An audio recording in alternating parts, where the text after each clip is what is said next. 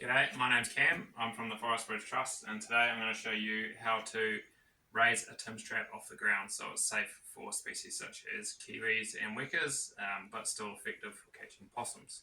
So there's a few things we need to do to achieve this. We need a Tim's trap, we need a very sharp and sturdy knife, a piece of wood that is larger than the footprint of the trap, 4 25mm Tech screws, a drill driver, and a piece of alkaline with a notch cut out. So our first job is to be able to swing the bait arm outside the trap. So to do that we have to cut a small slot in the front of the trap. So this is where the sharp knife comes in, and we push down with quite a bit of force,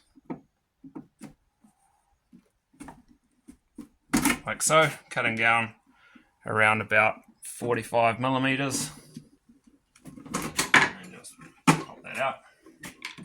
And so now we can swing the arm out the front of the trap, and that aids in us rebaiting the trap. So once we do that, got a piece of wood that the trap sits on. It's important to have a little bit of room at the bottom and the top so you have space for attaching the bit of wood to the tree. So now we get our 25mm Tech screws, and in each corner we insert them in.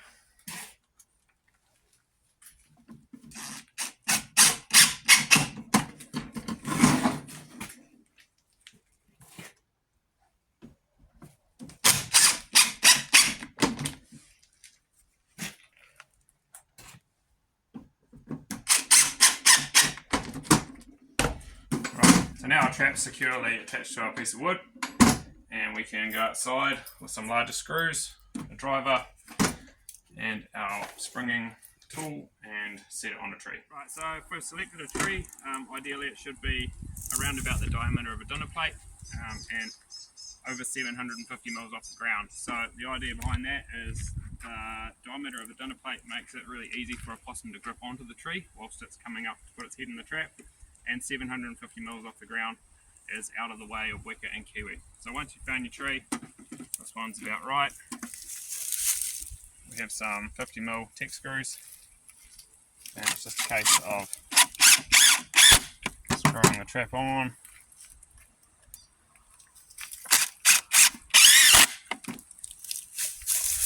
A couple on the bottom too.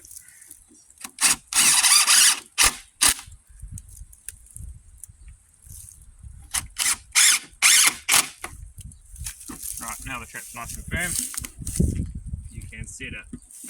It's just worth making sure that the bait rod down here is up inside the trap. If it's down, it won't set. Set the trap, add your blaze underneath, and you're good to go.